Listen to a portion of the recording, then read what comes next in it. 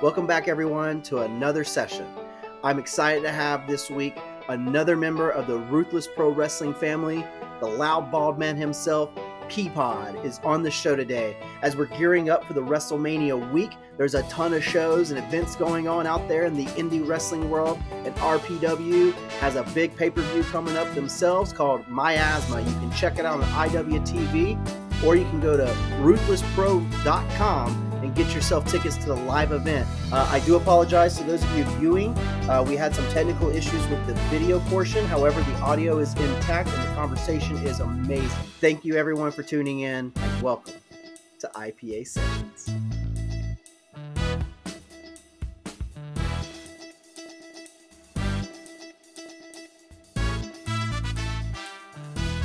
Welcome to IPA Sessions, a podcast for independent artists. I'm your host, Kay Jacob, and as always, this is a place where I like to try and provide inspirations for practical applications in entertainment.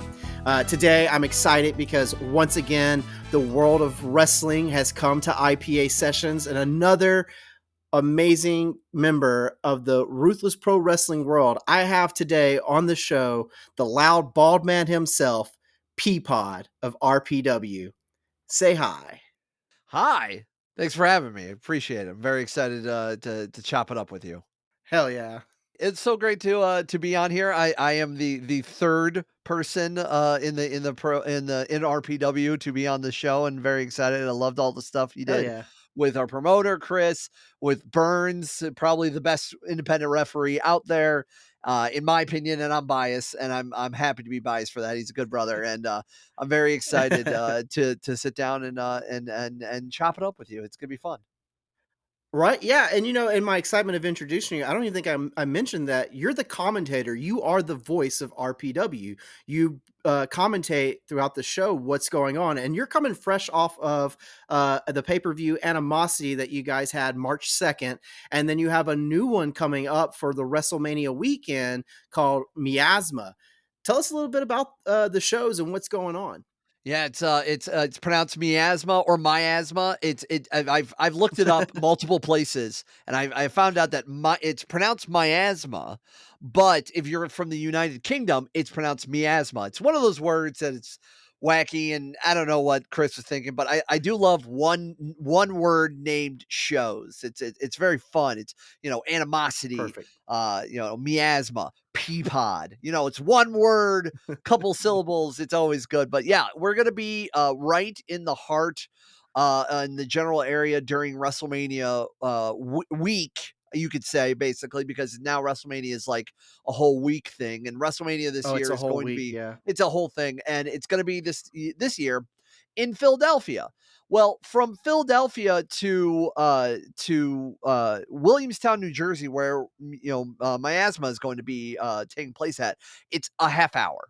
It's literally a half hour from Nice there. So 30-minute drive. exactly. So every independent wrestling company that's worth a damn is going to be, around Mania, because everybody in the world, congregates for WrestleMania because it's Wrestle freaking Mania. Whether you watch the Yeah. product, it's become a pop culture phenomenon. And I think it's 40. I think it is. I don't know. Yeah. The point is, it's I it's mean, it's everyone knows that as a fan of wrestling, I watch all wrestling products except the WWE brand, but I still watch WrestleMania Yeah, because it's because it's WrestleMania. WrestleMania. Yeah, it's a Yeah. big deal, And then and I of don't. course I love this time of year because it's like Christmas for wrestling fans because RPW, AEW, other companies out there, they all put on fantastic shows. IWTV is just stacked with pay-per-views. It's awesome. IWTV is our main streaming platform. It's 10 a month, and you can watch independent wrestling from literally across the world, because there's a lot of like Australian companies. There's some UK companies a part of it. There's old Japanese companies that are on it that don't perform anymore, but they have the back catalog on there. And of Oh, course, nice. with us and RPW is there as well. Basically anybody who has the something that is worth watching, producing, and putting up on IWTV for people to watch is there. And we've been there since RPW kind of started back in really late 2020, early 2021, and I jumped in around April of Yeah, you 21. guys survived the pandemic. I talked to Chris recently, and he Hmm. said, thanks to the Slamdemic specials y'all did, that really was smart and helped get RPW through that really rough time. So yeah, you were a baby company, survived the pandemic, and here you guys are thriving. It looks It's great. it's been so I actually this is how I ran into Chris, because I'm a former radio personality. I was in radio from 2009 to 2021. So I literally went from like a boy to a man in the excuse me, in the radio world. And it got to the point because COVID happened. I kind of reached a ceiling of, I'm not getting any, I'm not moving up the corporate ladder. I'm not getting any more opportunities. The radio station I was on, they took it away. They weren't going to transfer me to another one of our block of radio stations, as well, that we had in Toledo, Ohio.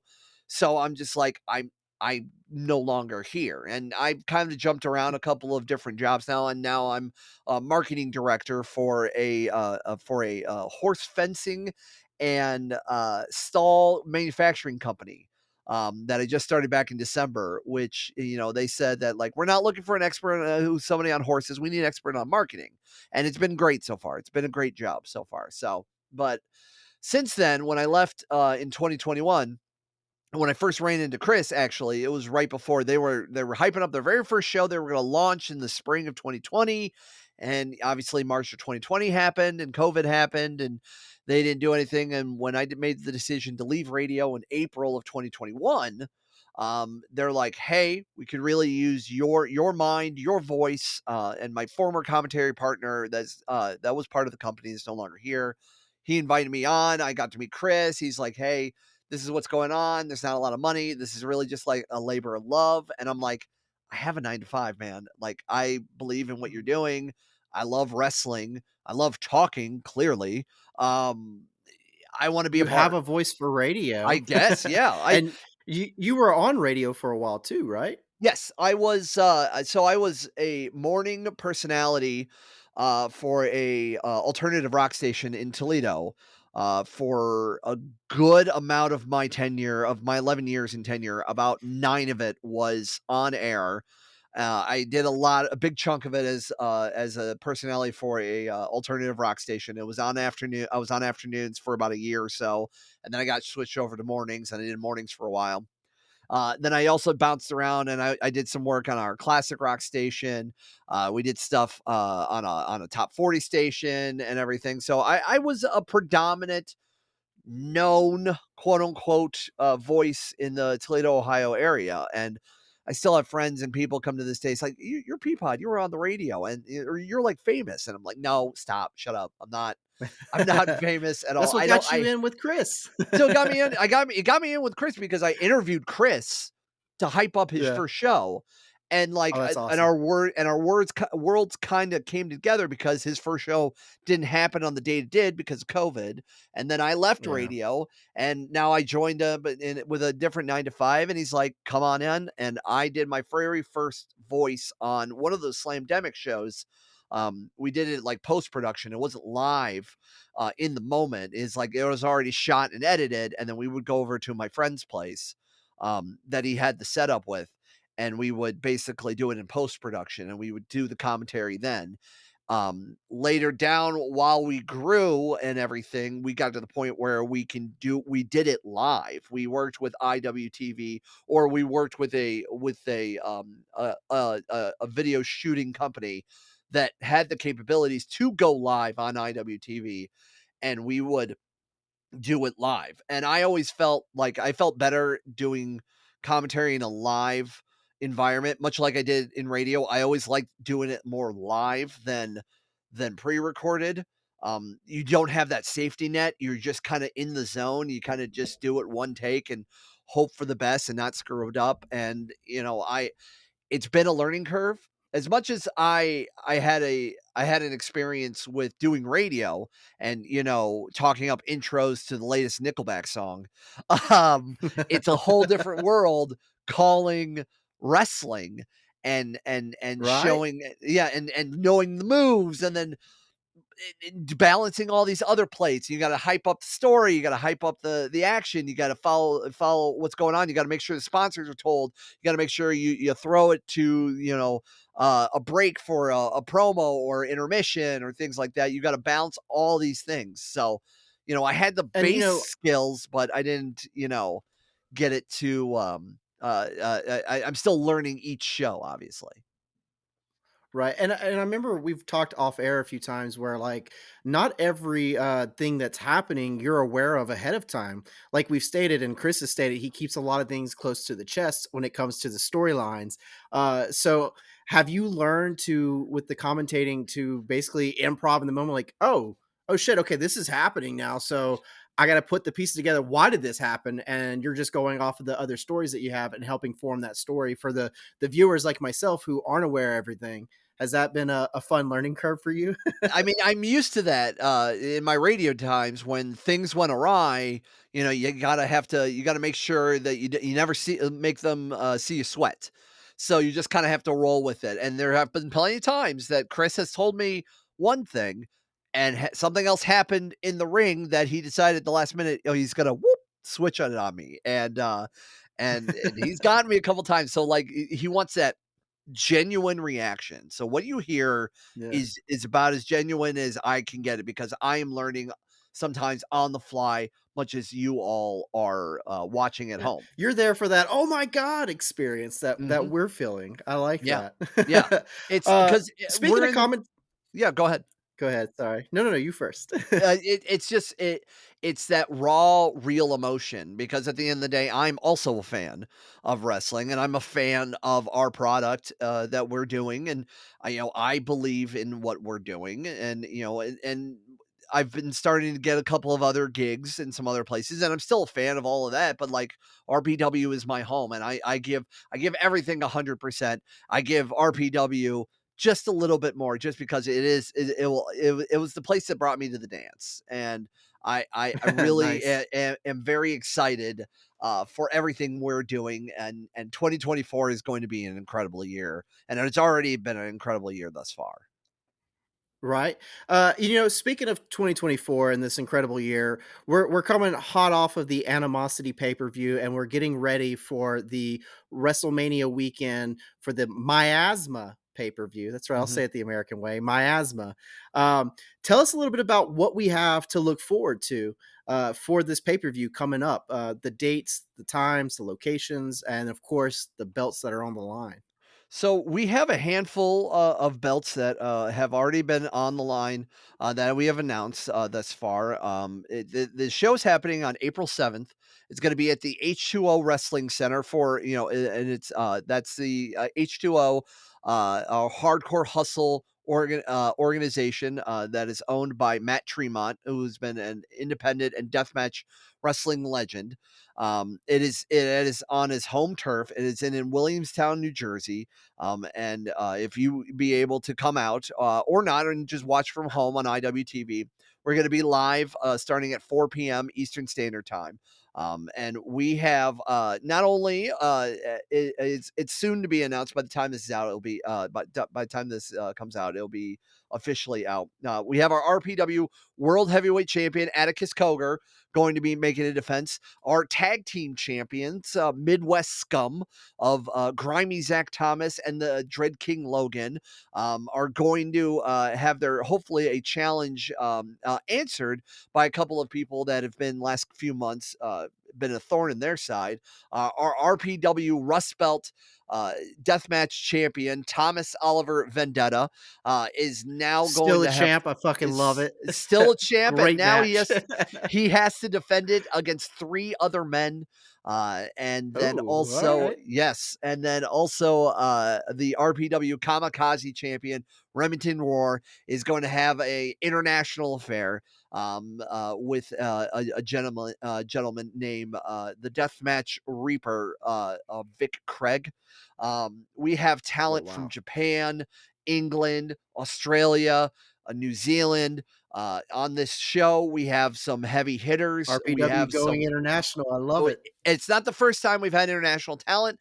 It's not going to be the last, but this is going to be chock full event. We are Honest to goodness, I compared to every other card that that the week of wrestling that's happening at the H2O Wrestling Center that's going to be live at IWTV. They're calling this the anthology. And we are the last show of that week of the IWTV anthology. And honest to goodness, I'm comparing our card to everybody else's, and I truly believe we have the card of the week.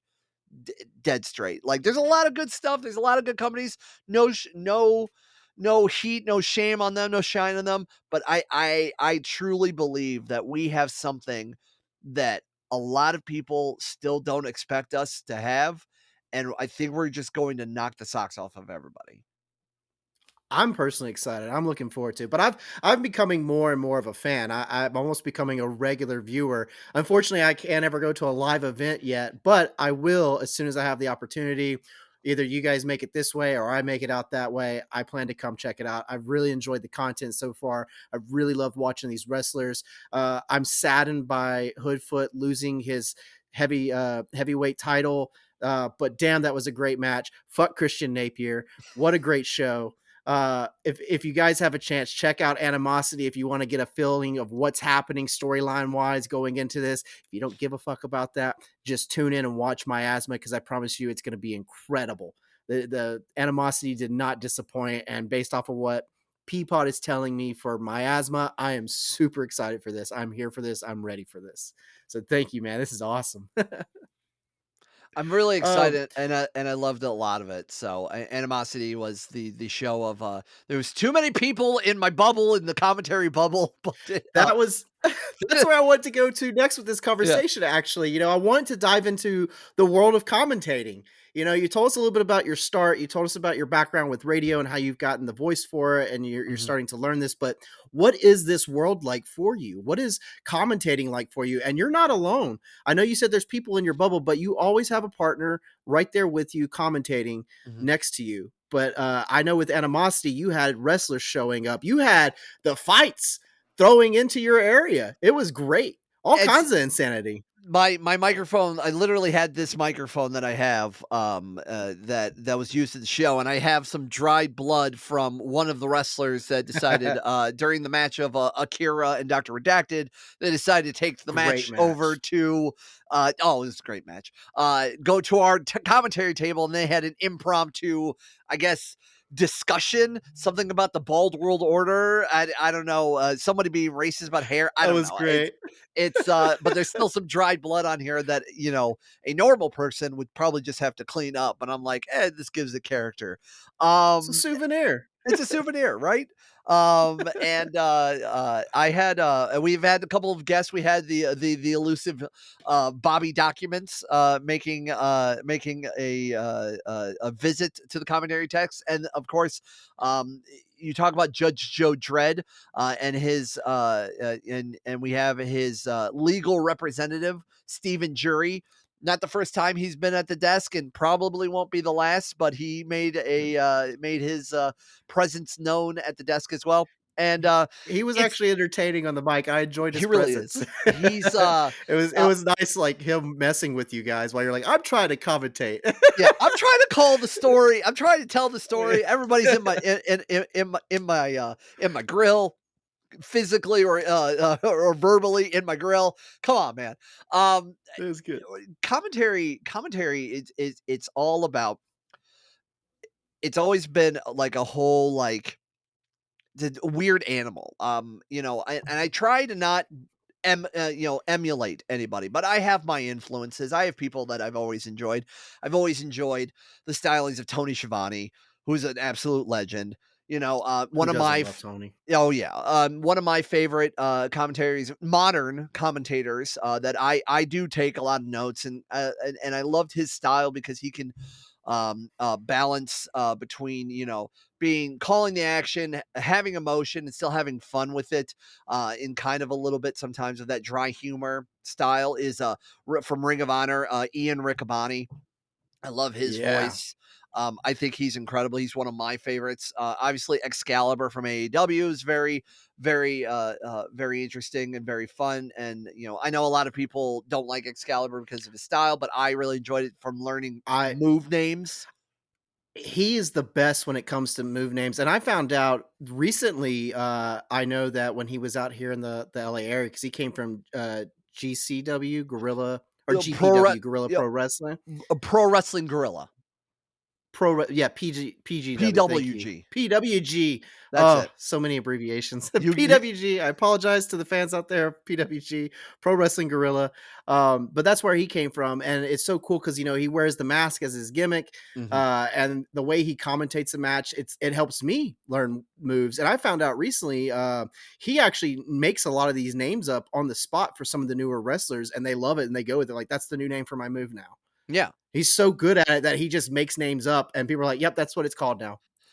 I have a hard time doing that sometimes, and I always try to get, notes even before the show. I make notes from all the stuff that we do in the RPW sphere, and then obviously it's independent wrestling, so it's not like anybody's like exclusive. But I will mention if they did something, of value in another company that you could view on like IWTV or a different streaming network and things like that. We're not we have our own world that we're in with RPW, but that doesn't mean it is it is blocked off, because obviously it's independent. Everybody's doing stuff. So I like to mention maybe something recently or a big match from another company that somebody put on that we can focus as well on things like that. I always get my notes, and then I literally have notebooks right next to me for all the shows and all the companies that I do work for.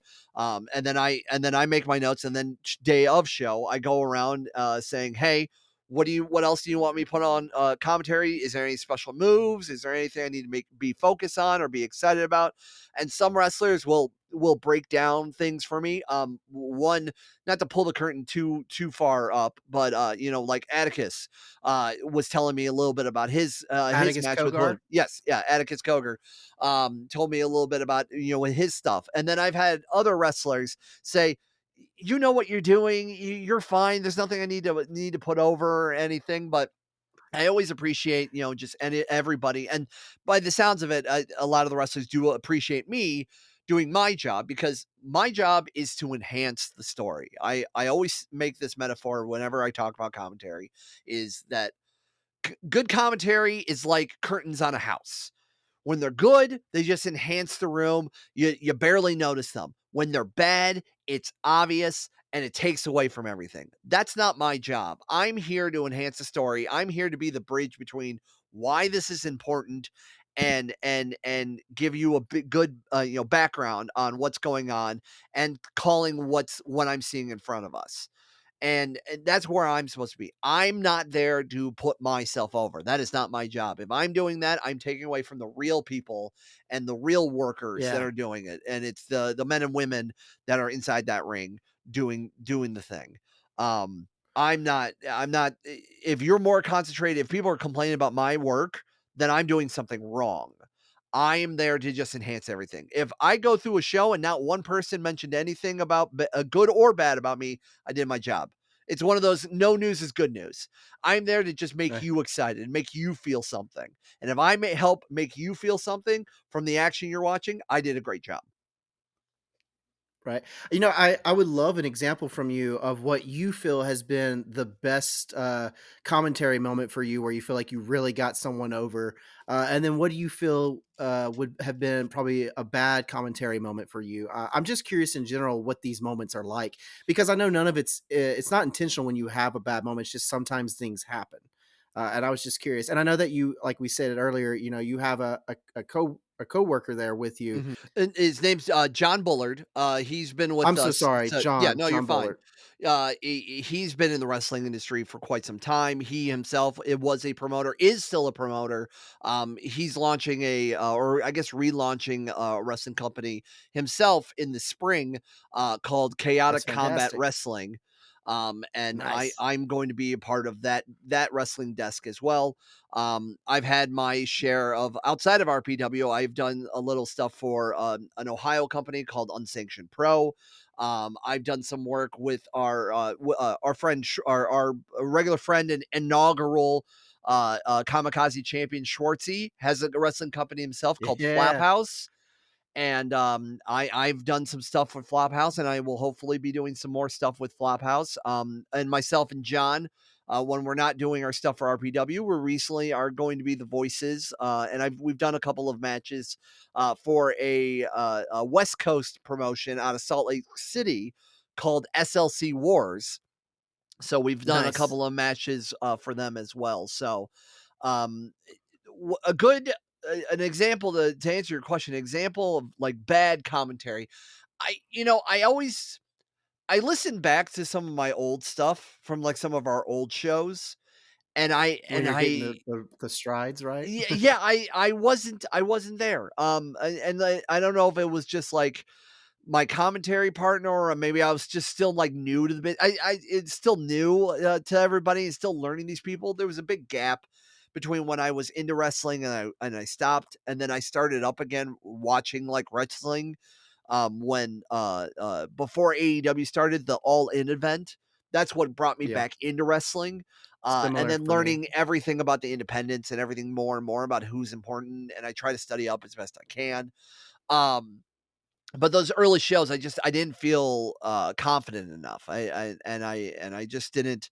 I know there was some times where like I couldn't even see anything, so I'm trying to guess off the top of my head, or like maybe my stream of consciousness, veered a weird way, and then people, you know, reading back some of the live tweets or everything, they're like, "Why is this guy saying that?" Or that is weird and everything. And I've learned better to like hone in and like let things breathe, because you don't have to commentate every single thing for every single moment, that you can have those moments of stopping and let like the action just tell itself.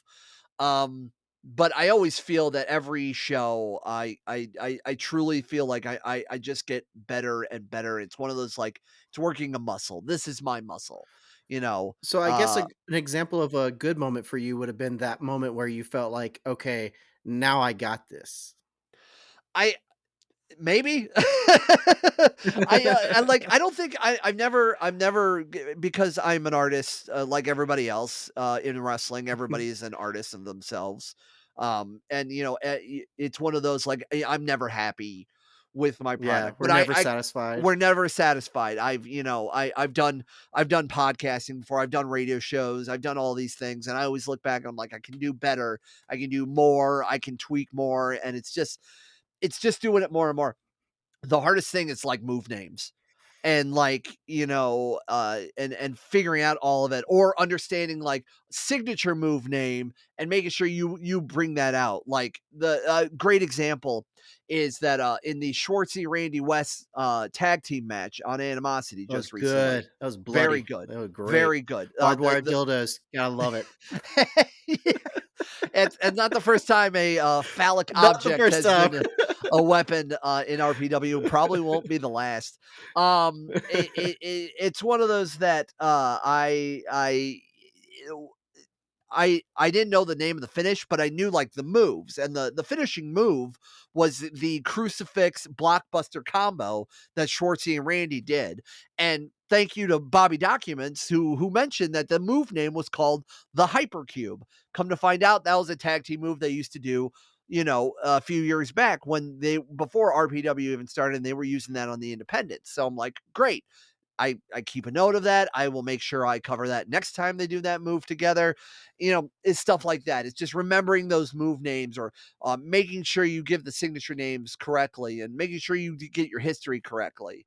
There's all this knowledge Yeah. that you can only write down, and you can only like squeeze into my small little tiny human brain, you know. And the one Um, moment you were happy to have Bobby Documents at the yeah, table with you. absolutely, yeah. He and that's the great thing about like partner, because you play off of each other's strengths and weaknesses. I never want to do the old ECW Joey Styles style of one person calling everything going on. That sounds exhausting, and I could not do it. I rather work better playing off somebody. So if I can't figure out something, or I'm struggling with something, somebody can swoop in and tag themselves in, so to speak, using wrestling terms, on everything.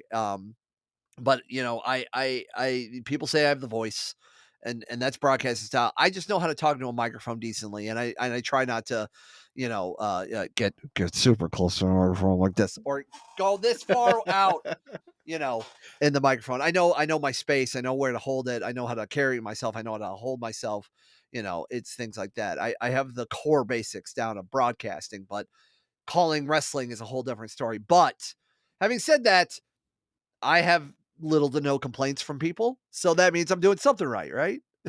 So, I'm I do enjoying alright. it. I actually, Thanks. when Animosity started up, I was like, "Hey, it's Peapod," and then of course you Hey, went, "I'm Peapod."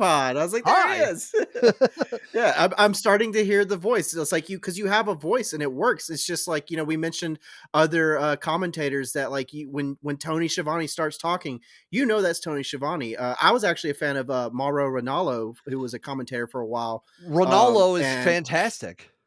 he's great. He has that voice, like it's him right away. Mhm. Rick Avani, the same thing. Like commentators, when they're in that moment, like you said, they're not trying to be about them, but the way they talk and present, and the wrestlers and the stories they show and share and like speak to the audience. We know when we're listening, like that's the guy I like listening to. That's the commentator I want.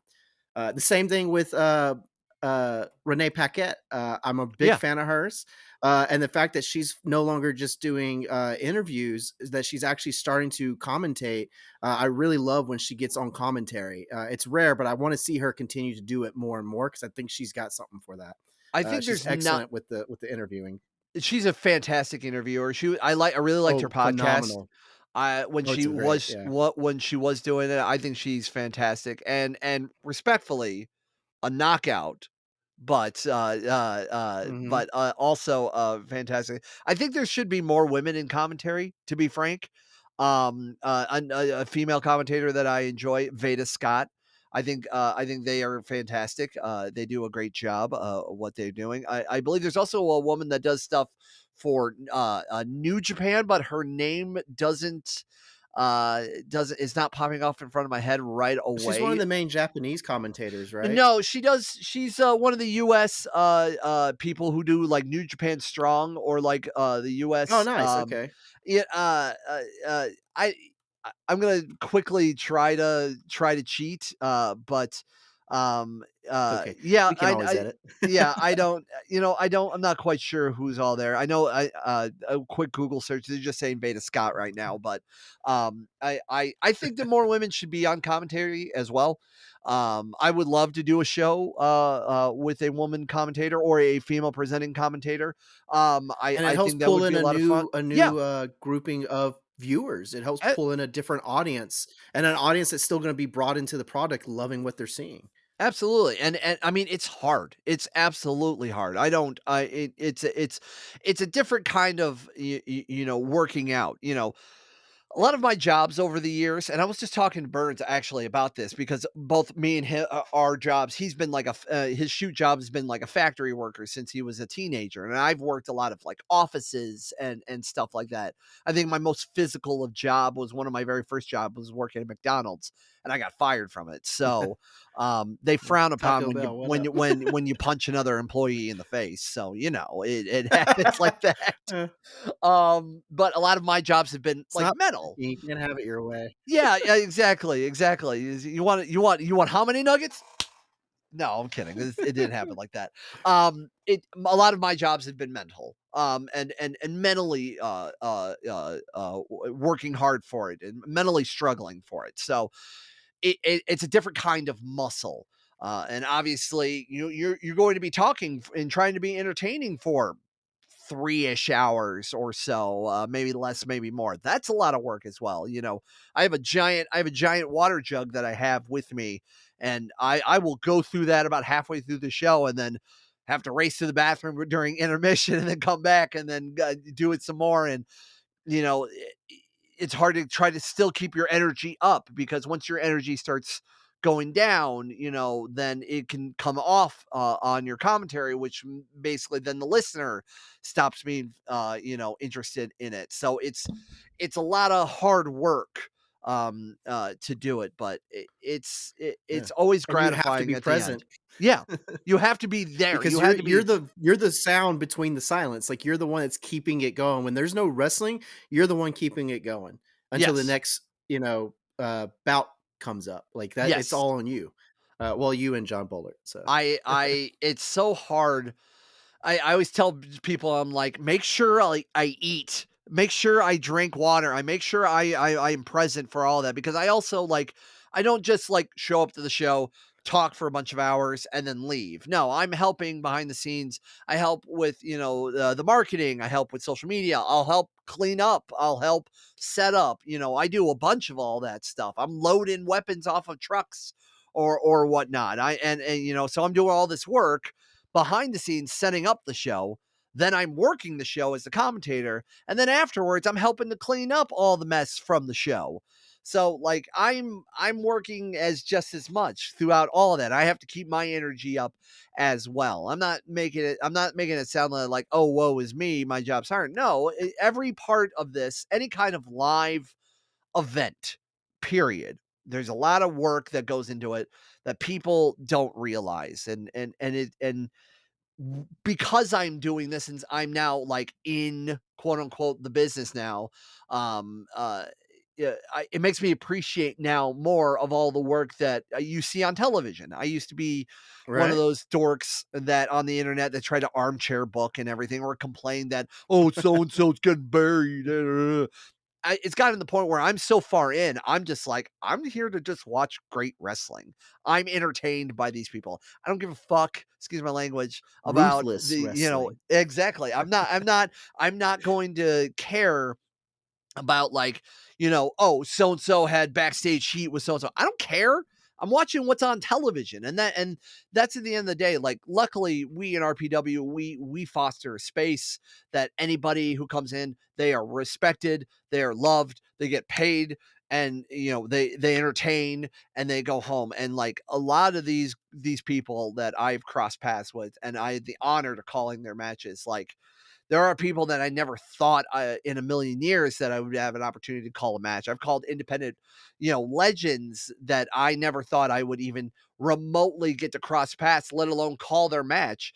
I've called international talent that I never even a million years thought I would be actively calling Japanese wrestlers, English wrestlers, Australian wrestlers. Like, I never even That's thought awesome. of ever going to those home countries, let alone doing this. This is like, teenager me would be flipping his shit right now for all of this, because it's just rad. And I'm in my upper 30s. I'm married, and I have kids and young ones in my house a lot. And I'm just this normal dude with a vegetable nickname that I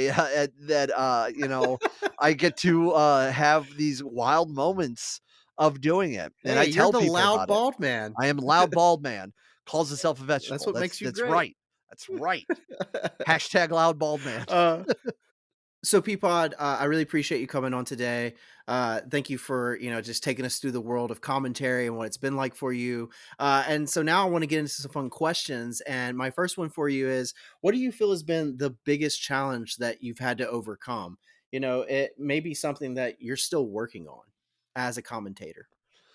I think and I mentioned this before, is just the variety of moves and learning all of them, whether it's somebody has something signature, whether it's your basic move, and everything. I guess maybe it's okay in the world of deathmatch that I don't know all of them right off the top of my head, because it's more of like weapons based and things like that. But that we do in RPW have non-death matches, so you gotta learn the thing or two about of wrestling moves. So learning a lot of all that, and like a lot of my work that I do in some other companies, I've had a chance with stuff with like Flophouse or LCC Wars, or things like that, or my time in Unsanctioned Pro for a hot minute. Some of those places, they're more wrestling based, so you got to know more about the wrestling, is trying to get all of that. But it's one of those, much like, as I mentioned before, it's like working a muscle. The more you work on it, the stronger it gets. So doing all these matches and doing all these wrestling matches over and over and over again, you start picking them up, you start learning them, and then just doing a lot of studying as much as I can on when not during shows, watching American Yeah. television, or watching other wrestling companies and maybe pick up and seeing what people are saying about some of their commentary teams and everything. I'm watching it now more as like studying tapes, like how like football players like sit down and watch games and see how people move. It's kind of in the same realm. Yeah, I like that your challenge is learning. You're still learning. Like and that's a challenge for anyone is when you're doing something and you're learning about it because even people who are good artists like I'm really good with I've had radio experience. I'm enjoying what I'm doing with this podcast. I feel confident in my ability and skills and that I'm good to a point, but I still feel the same way like it's still a challenge to learn. I'm always learning something new. Like we have technical issues and I'm having to figure it out in the moment sometimes and just working around it. So I can definitely see how that's a big challenge in itself, just learning everything, becoming a better commentator. So that's cool, man. So in the world of wrestling, everything is to be unexpected. That kind of just comes with the territory, especially like you mentioned earlier. As a commentator, you kind of have an idea sometimes of what's going to happen, but every now and then something catches you off guard. But as far as commentary goes, what is something unexpected that you've had to face? And it may have been something that you learned in the moment. Outside of like the storyline with wrestlers, as a commentator, what's something that you didn't expect? That's a good question. I really don't expect anything. Um, well, you know what? I take that back. I know enough. I know enough to be dangerous, I guess. And I know what to expect. But here's a perfect example. Whiteout. We recently did. We recorded that and everything. And in the middle of the match, Otis Koger had a nasty gash that came from a light tube that just kind of broke Oh, in a certain way, and like it was bleeding profusely. He needed to get like legit 100 stitches in his arm to take care of that, and he wanted to keep going, yeah, and you we can had see to those just like images at Animosity. yeah. Yeah, and those That's were pretty gross. gnarly, and it was one of those, like, we just had to, like it it happened, we had to react, and then we had to just kinda move on and try to do our best to carry it, and without sucking the energy out of or the feeling out of the room or of our commentary, like, because that's what happens, like, it does happen, very death matches can be very and are to the untrained eye very barbaric, and rightfully so. These are these people that are hitting Right, each other with very questionable objects, and there are legit concerns. You can see any deathmatch wrestler has all the scars and the scar tissue, and you have Matt Tremont who has like this big knob on his head from all like the scar tissue that's building up over the years from getting hit in the head from stuff, everything. You hear the tales from Mick Foley about his tales from all of his matches and everything. Like these people are doing stuff to their bodies that is not a natural or normal thing to do. And it's all for the love of the sport and entertainment of wrestling. So it's right, one of those like you just got to be prepared for everything. It's hoping for the best and preparing for the worst. I do that in life. I do that in wrestling. And just making sure you have all of your ducks in the row as best you can. And if something happens, just kinda have to run with it. So right. that's my biggest And thing, I and I learned that a lot in radio anyway, especially for live radio. When you can't oh, yeah. expect something, you just gotta make sure you pivot as best you can. Right, and it does sound weird when you're like, yeah, something unexpected in the world of deathmatch is someone getting hurt, and it's like, yeah, because you actually do take every possible step that you guys can to be as safe as possible Yeah. while busting each other up, and it happens. These things are gonna happen when you're dealing with those issues with those objects, and it gets wild, but yeah. I could definitely see that being something unexpected. But like you said, you prepare, you hope for the best, and you prepare for the worst, just in case. Moving along here real quick too. I just want to know now, what's a hard reality that you've had to deal with and accept? There are just some things that you cannot change. They are what they are. It's a matter of fact, and you have to work with it or find a way to work around it. What's a hard reality for you as a commentator? You have to take criticism. You just have to. You have to learn how to take criticism. You cannot take things to heart. And also at the same time, it's not about you. You are not gonna get the same admiration for what you're doing, that, the wrestlers are doing. You're not gonna have all these people on the, at the, end of the day wanting to come and take photos with you. You are not the star. You are a supporting cast, and you are an unsung hero, and that's okay.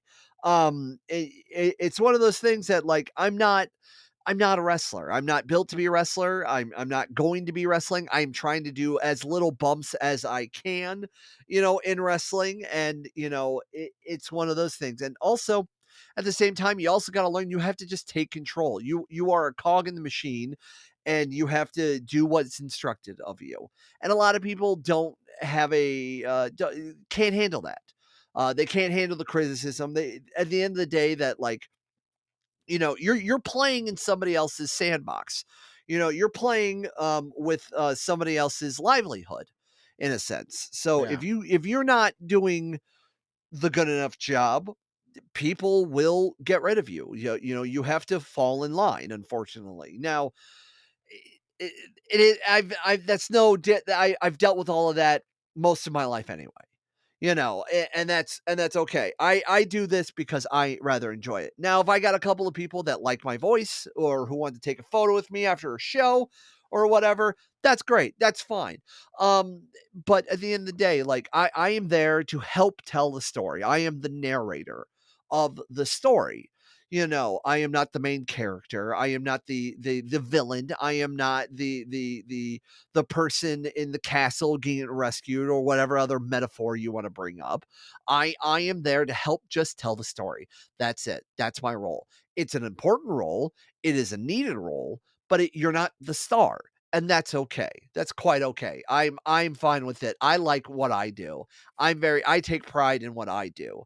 I'm very glad that somebody that Chris has given me the chance to do the work with me. I'm very happy that other companies like what I'm doing, like my work, like my professionalism, and want me to be the voice of their company to help tell these people's stories. These wrestlers are very Right. happy that I do my homework, and I research, and I make sure I bring up to them all these things, and I listen to them, and I want to make sure I do things right by them, because if I'm not doing right by them, they're not coming off right, and therefore I'm affecting their paycheck at the end of the day. And that's an issue.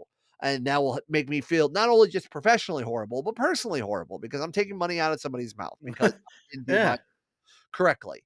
So that's the thing. That's the hard But th- reality of all of this. It's like you got to make sure you do your position correctly. You are just as important as everybody else, but also at the end of the day, it's not as um, gratifying, star-studded as it might be, and that's okay, right. and that's completely okay.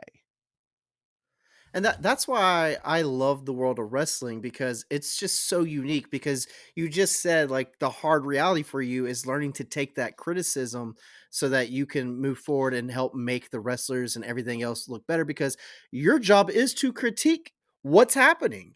Mhm. That's your job. So it's such a unique world in wrestling, like how just so like I want to say like there's these odd double standards, but they're not double standards. It's just a unique world. And that makes wrestling unique to me. I love it. Wrestling is in this weird corner of, like, the sports and entertainment world that, a lot of shit, while bad, they get away with, but also in the wild of good, that, like, they can do certain things that, like, normal, quote, unquote, "normal" sports can't do. So it's this weird, it's literally athletic theater. That's what it is. Yep. And, when we say it's sporting entertainment, it's sports entertainment, that's literally what it is. And people don't like using that phrase, but that's literally what it is. These are people that are trained athletes, and they are trained to do what they're doing, because you have to. And not a lot of promoters will just let any yahoo go in there in the ring and do what they do, because you'll hurt yourself or others as well. But they're doing this, but it's also for the entertainment purposes as well, because it's the glitz and the glamour, it's the music, it's the pomp and the circumstances, all of that. It's literally sports entertainment. That's what wrestling Yep. is. And Absolutely. it's just how it's presented for everybody. Death matches are very gnarly in the idea of it when you see it on TV, but I implore you to go to a live death match show or just live wrestling in general. Live wrestling is completely different than watching at home wrestling. Especially indie live professional wrestling. Oh, Those are great. absolutely. Independent wrestling is great. So, Peapod, tell me, man, what has been the most valuable takeaway from your experience as a commentator? Something that's helped you grow and improve. It's just the opportunity, the more opportunities, to do, to be confident enough and comfortable enough to ask for more bookings for outside of RPW. I've started to do, and I mentioned them before in the early interview. I have an opportunity to do a couple of more places, but RPW will always be my home. They will take priority as always. If there is for some reason two shows happening and RPW and lands on a date that RPW is running, I'm going to take them as well. They're the ones that brought me to the dance. I'm not going to. It's a brotherhood. I care for these people as well. That's the biggest takeaway. And then also just like I'm helping develop moments in wrestling in somebody's career, and you hear like the famous like like Jim Ross shouting stone cold, stone cold, stone cold. I'm gonna have those opportunities. I'm making those opportunities for someone, hopefully, and like maybe they'll use my voice in a big moment for them as well. It's really cool. Like that's the thing. It's just I've just so grateful and so humbled that I can be able to do this. I've told people that I get more personal satisfaction from my time in wrestling than I've ever did in 11 years of radio. And not, don't get me wrong, I loved doing what I did in radio. I set a stage and I helped people tell their stories that and put a shine on things that maybe a lot of other people weren't doing. And I did some music podcasts on the side, and I got to interview some up and coming artists, and I got to once again shine light on people that need to have a light shine on them for all their hard work as well, and just kind of give an opportunity for that stage. So that's the biggest thing. But there's something about wrestling that I've always enjoyed, and I'm always grateful, and I just love getting to it. And between not doing it back in December from doing whiteout, and then like we didn't have a show or anything going on until March, like I was getting the itches. I was getting like, man, I'm ready for a show. I need another show. I need all of the craziness, the stress, the travel, the weird Airbnb we gotta stay at, the shit food that we have to find or whatnot. I need it. I need the experience. I need the wild and crazy and stressful and terrible and wonderful and beautiful things that wrestling is. So like it's just so damn great. It really is. I love it. I don't think I can really say anything, but yeah, that's a great takeaway to have is just the need for it. Yeah. That's a great way to grow and improve is needing it. I love Yeah. that. That's Just awesome. just wanting to do it more, and like I look at my calendar and like I will be now between RPW and then a couple of other places, like I'm gonna be on a regular basis doing at least a week and a month doing the damn Awesome. thing. So it's been really cool. Either post production or live at the location that is not within more than maybe even an hour drive from where I live. So it's Right. gonna be wild, especially like we're gonna be traveling soon with 8 hours to go to New Jersey during WrestleMania week. And as much as I would love to like be there early and see a lot of the other shows and see all the wrestling and whatnot, I can only, my wallet can only let me do so much. And I have my wonderful wife joining me as well during it. Hey, it's And good to while have companionship on the road. Yes, and while she's not the biggest wrestling fan, and she sure as hell does not like death matches, and that's quite okay. I completely understand. It means a lot to me that she was willing to just come along for the ride as well. And she and me and her are pretty much like the mom and dad of our all of our group of castmates. And we keep them all together, but we all have our strengths in our little family we have within RPW, and that's why it just comes off even greater for what I do. I love all those guys and girls in our inner circle, like my blood. If this wasn't happening, then if like tomorrow happened and like we had to close shop, I'm like, this has been cool, and I love those people, and they're part of my team for the rest of my life. So I'm so grateful for it. So I love that. I love doing it. I really do. It's just a lot of fun. It's cool. It's rad. Wrestling's You fun. created a Have family. fun. Yeah. Yeah. Exactly. Wrestling's fun. Enjoy wrestling. Just that's all that matters. Just Fuck enjoy it. yeah. Quit thinking that you know better or know more than anybody. No, just stop. Shut up. Enjoy it. Just enjoy it. Yeah. Be like the little kid that you didn't realize that it was predetermined and whatnot. Like just enjoy it. This is That's the wrestling. biggest It's thing. awesome. Yeah, exactly, exactly. So, what motivates you, Peapod? What's your drive? I want to do well. Like that's the biggest thing. I Just want well. yeah, like I fell into I fell into this. I personally never sought it out. I brought on, like I mentioned before, I brought on Chris when I was in radio. Um, uh, that I loved what he was doing, and I wanted to, like I was doing my thing of helping give somebody a platform to help promote. And if I could do that with the power of radio, that was been great. And because of a pandemic, it showed me that maybe I need to bet on myself and like leave that world and see what my skills can actually do. And I've bounced around a few jobs, outside of wrestling stuff. But wrestling is just a fun passion project, more or less, you can say, that I do on the side. But I've bounced around a couple of jobs, and still trying to figure out what am I actually good at. What can I actually do? What Right. is my knowledge? What is my skills actually?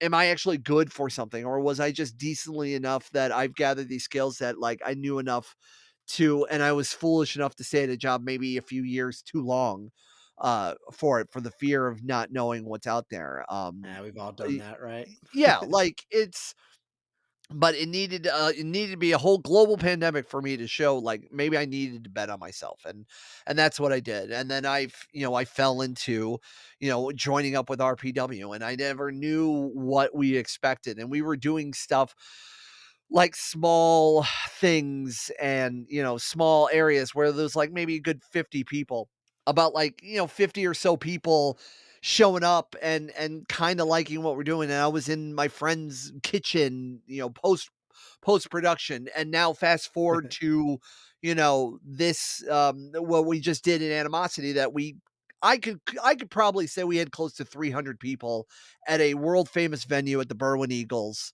It looked great. It was sold in out Illinois. too, wasn't it? Close to sold out. I mean, we could say sold out. Fuck it. Why not? It's It's marketing. sold out. Yeah. It's sold out, man. It's sold out. Quit the gimmick, man. It was a packed house, and we at our next couple of shows, we instantly sold front row out, and that's like a good 30 or 40 seats. So that's very quick. I mean, we just announced our second annual tournament, King of the Kill. And that's a whole weekend thing. And we announced that our friends at Flophouse is going to be joining us as well for Friday night. And then we're going to have live music. We're gonna have a smoke out for those who partake. We have a movie marathon thanks to Severin Films. We have a whole wrestling tournament, 1 day tournament with God knows who's gonna show up. I don't know. I literally don't know. We just announced it. Chris knows. He ain't gonna tell me until it's appropriate. He knows everything. He knows everything. He's not gonna tell me shit. And rightfully so, he shouldn't. He should tell me when it's appropriate, and I respect Yeah, it. yeah, And keep I you on your toes. exactly. You gotta be on it. You gotta be ready. I'm glad I can be, help. It's just all of it was, and what drives me. It's just I want to do well. I'm part of a team. Somebody entrusted my skills for it, so I'm going to do my damnedest to do it well and help the team. I do that in any job. I may not believe a lot of it, or I may not like all the things, and like in like previous jobs and everything, because it's a job. You need to make money. Capitalism, all that bullshit. But at the end of the day, like I'm you entrusted me to help with your whatever. I'm going to do my best to do this whatever and make sure it's the best whatever it is ever. And for wrestling, you've entrusted me to use my voice, to use my skills to help better your product. And for whatever else I do on in my jobs behind the scenes, I you've trusted in me, so I'm going to give my 100% to do best by you, because I want to do well. You want to do well. We want to do well. So that's what I want to do well. I want RPW to be the place to be for death matches. And frankly, after this year, I truly believe we will be that. Honest to goodness. Hell yeah. No, I love it. I think that's a great drive. Betting on yourself and, also betting on Ruthless Pro Wrestling. And, as they say, house always wins, and it's Ruthless Pro Wrestling's house. So you guys got this. I fucking love it, man. Hell yeah. Yeah. It's a great drive. We want to do well. We believe in this. I believe in the vision that Chris has, and I believe in my brothers and sisters who have joined in with us, and we all have our strengths and weaknesses, but we come together and we're a family, and this family is going to do well. So, Peapod, I really want to thank you for coming on today and taking the time to share the world of commentary with us. Before we wrap this up, though, is there any advice or something you would like to say to anyone out there looking to do what you do, to any future commentators that want to be brave and enter this world of voice? I implore you to first, honestly, I'm no expert myself. Like I said, I've only been doing this. I've been doing wrestling from 2021. And then before that, I was doing radio and podcasting and things like that. So I've developed the voice and everything. My best advice, I guess I could say, is to just practice at home. Maybe just like listen and really pay attention to just like everything, like the production of a wrestling show, not just like the action, but like how the cameras work, how the audio is working, the levels with that, learning a little bit more of the what maybe the ref, for example. Obviously we had Mike Burns on, so you can you see how he does things, listen to the audio and how they present things to you, the interviews, the commentators, the every little part of a wrestling promotion. And then like go find a local promotion and see what they're doing and see what you can do to be involved, not just coming there and spending your money, but see if you can help out in the beginning, and or also cleanup's the biggest thing, and support things that way. If there is something that is recorded on IWTV, go check them out, support that way as well, support a wrestler as well. Like if you want to be involved, try to do your best to, take as much as advice as you can, and work on your skills at your own house. But if you can't even do that, the best thing you can do is, support something local, support in your own neighborhood and everything. And that goes kind of beyond just wrestling. A lot of things start in your backyard. And that's the biggest thing that you can do, and it just kind of grows from there. Any kind of social movement, any kind of change or anything, you want to do change. You're not going to do it on a huge national level. You're going to do it from your backyard in your hometown. Start in your local neighborhood, and then maybe new move up from there. So when it comes to wrestling, the same thing applies in my book. Start in your local place, see what you can do, maybe help sponsor that way, or check out something, and then just learn from there, and never try to never try to stop learning. um that's the biggest thing. Take as much advice you can from the right sources you can find, and learn and grow from there. That I think that would probably be my best advice if you want to try to do something that I'm doing, and I'm trying to learn that the same way as me, because there are people who've been doing this much longer than I have, much better than I have in some circles, and I'm doing my damnedest to just take what I have given, the advice, and how I can improve, and go from there. I love it. That's awesome advice to give to anyone out there listening. That is, I don't think I could have said it better myself. That's just great. Yeah, just start somewhere and go for it. If you got to start your backyard, start your backyard. I love it. Well, Peapod, thank you again. I keep saying it and I can't say it enough. I really do appreciate you coming on. But please tell the fine folks out there listening, how can we find you? Where can we find you? And how do we go about watching and maybe going to some live shows for Ruthless Pro Wrestling? You can find Ruthless Pro Wrestling. All of our links to our socials is over, and to buy tickets for our next couple of shows, it can be found at ruthlesspro.com. Very easy. You can check that out. We're also on all the major social media, so Facebook, Twitter, Instagram, Threads. You follow along there. We have free matches up on YouTube as well. You can go check that out. And of course, see all of our events on demand and streaming live when we do our shows. It's over at iwtv.live. You can go check that out. IWTV is on all major streaming platforms. So if you have a Fire Stick or a Roku, you can download the app there. It's 10 a month, and you get independent wrestling from across the world. So you can not only follow us, but you can watch some great action as well. And if you really want to follow me and my social media journeys and everything, and see some of the things I get into, or some of the people that I support as well, best you can check me out on Instagram. That's my app of choice. I am under Peapod on the media. Go check it out. If you start typing Peapod, I'll probably be the first shouting bald person you'll see as the icon. So you can check that there as well. And I'd be remiss, a couple of other companies that I cheap plugged, other than my work at Ruthless Pro, which is my home. But you can go check those out on their social media and their relative websites. I mentioned Flophouse. I mentioned Unsanctioned Pro. I mentioned Chaotic Combat Wrestling. I mentioned SLC Wars.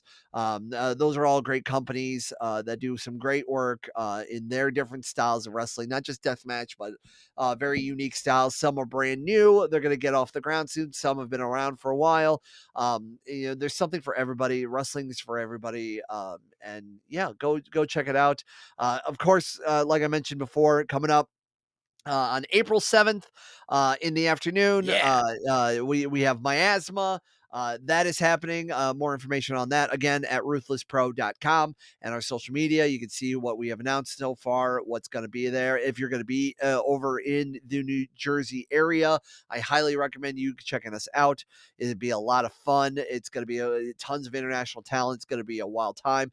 And of course, we have our own coming up. We're going to be returning back to the Chicago area later this year in the summer, and our big annual tournament, King of the Kill, that is happening in August. Oh, I'm ready for that. We just announced that tickets went on sale. Our front row for that sold out in 15 minutes, and we sold, Hell I yeah. think, I want to say like over 100 tickets on the first day. Not even a match or thing has been announced other than who's going to be involved. But the night before, that's going to be the weekend of August 23rd. So August 23rd, we'll kick it off with our friends at Flophouse and their show, Bad Motherfucker. They will have their show, and then we will have a midnight marathon of movies sponsored by Severin Films. And then if you partake, we'll have a smoke out. And then during the day on August 24th, for those people in the area who is camping with us and everything, we will have a weapons making workshop. We will have Nice. live music, we'll have live food and vendors and everything, and then we'll have our annual King of the Kill tournament, and that will be happening on August 24th, starting in probably the late afternoon. More times and everything will be to be announced, and we got a couple other shows coming up later this year as well. So we're very excited. RuthlessPro.com, and yeah, come check us out. Ruthless Pro, very busy. I love it. Stay at it. Dude, this was great. And I'm so excited for Miasma. I can't wait to watch it. Again, I really appreciate you. I appreciate Chris, Mike, the whole Ruthless Pro family. You guys got something special. If you're listening out there and you are a fan of professional wrestling, do yourself a favor. Go check out ruthlesspro.com. These guys are great. These wrestlers are incredible. They put on damn good matches. It's full of violence. It's full of action. It's full of story-driven drama. It's full of blood, and it's full of love. I fucking love RPW. You've made me a new fan. Thank you very much, Peapod. Love Thank it. you. For everyone else out there, if you're looking to get into this wild world of commentary, I really hope you took away some great advice from Peapod. I hope you found something inspiring. And if you didn't, then I guess you weren't listening. And that's okay. Until the next time, everyone, stay golden.